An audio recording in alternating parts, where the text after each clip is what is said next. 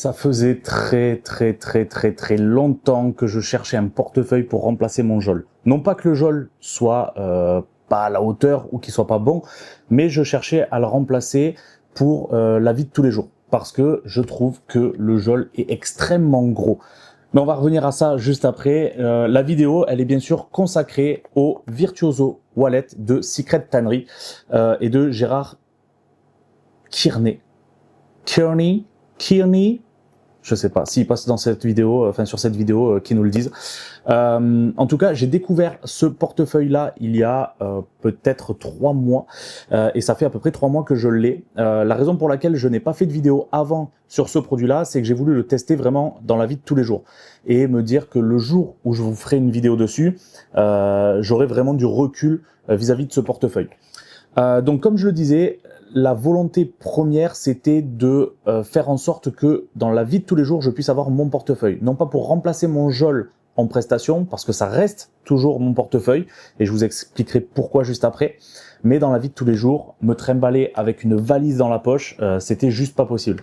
Le Jol, il est, à mon sens, parfait.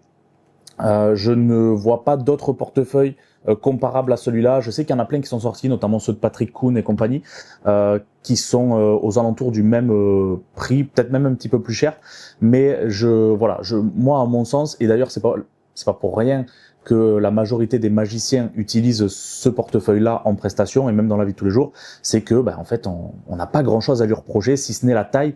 Mais voilà, il y a des personnes qui adorent avoir des gros portefeuilles. Ça n'est pas mon cas. Et voilà, donc je cherchais essentiellement à le changer pour la vie de tous les jours. Et j'ai donc découvert ce Virtuoso Wallet. Alors bien sûr, avant de l'acheter, j'avais pas forcément la taille, enfin je visualisais pas quoi. Mais voilà le résultat. Déjà en termes de taille, je parle pas d'épaisseur, on est quand même sur quelque chose d'assez minimaliste, de beaucoup plus petit. Si je le mets juste par-dessus, hop. Bon, il va à quelque chose près la largeur, mais par contre en hauteur on gagne énormément. Mais là où ça devient intéressant, c'est surtout au niveau de l'épaisseur. Alors bien sûr, je ne sais pas si ça se voit, je ne sais pas si le focus va se faire, mais je pense que vous l'avez vu dans la vidéo juste avant. Bien sûr, ce portefeuille-là, il est chargé. Sinon, bien sûr qu'il est aussi fin que celui-là. Il est chargé, mais je connais beaucoup de personnes qui utilisent le Jol. Je connais très peu de personnes qui l'ont pas chargé du tout. Donc voilà, c'est la raison pour laquelle il l'est. Ça pèse une brique à peu près, à la louche.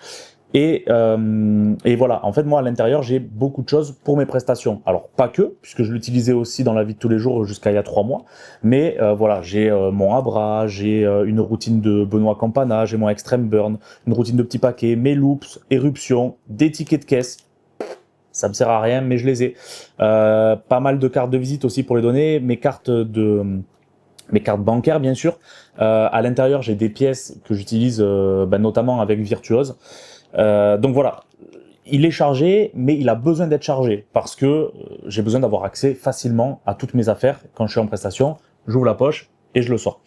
Maintenant, pour la vie de tous les jours, je me suis posé la question de quoi est-ce que j'avais besoin. Est-ce que j'ai réellement besoin de tout ça dans la vie de tous les jours? Et la réponse, elle est clairement non, tout simplement.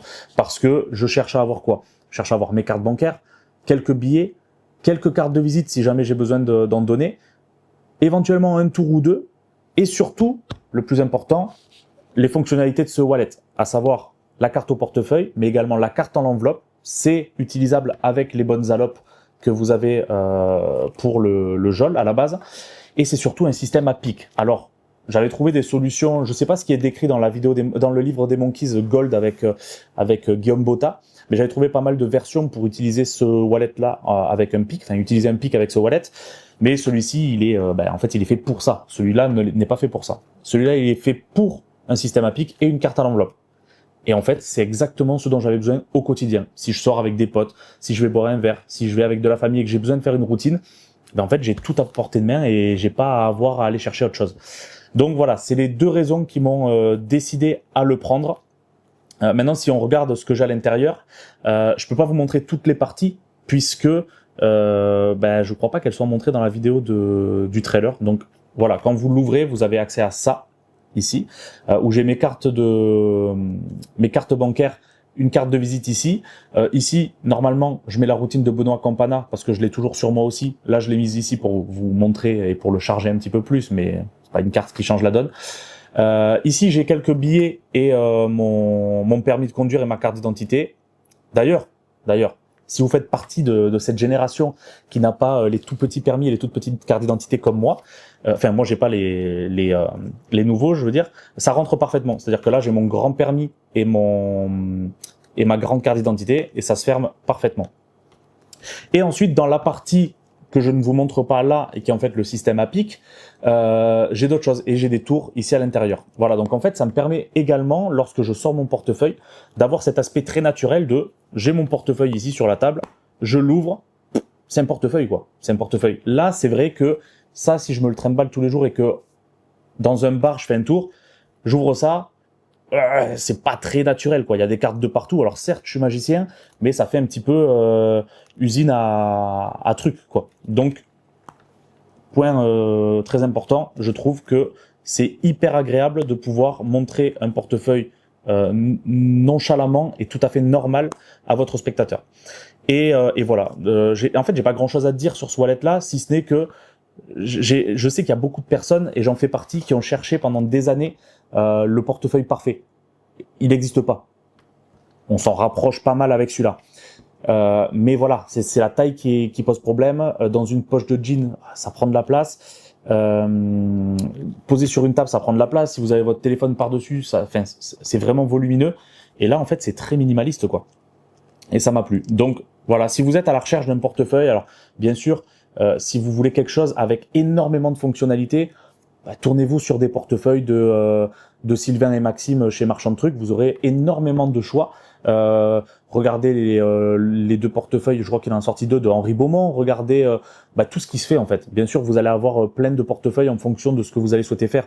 Mais si par exemple vous voulez, dans mon cas, un portefeuille minimaliste qui vous permet de trimballer des tours de magie, en plus de manière totalement naturelle puisqu'on ne peut pas les montrer, et en plus de ça qui vous permet de faire une carte au portefeuille, une carte à l'enveloppe et qui a un système de pic intégré, franchement, n'hésitez même pas une seconde.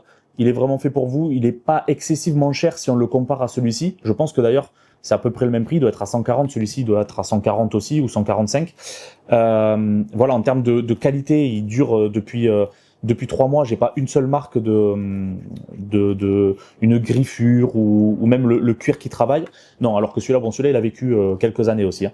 Mais voilà, c'est un portefeuille qui marche, quoi. Qui marche et qui tient dans le temps. Voilà. Petite vidéo pour vous dire juste ça, mais je trouvais intéressant parce que je sais que ça fait un moment que je cherche et qu'il y en a beaucoup qui cherchent aussi.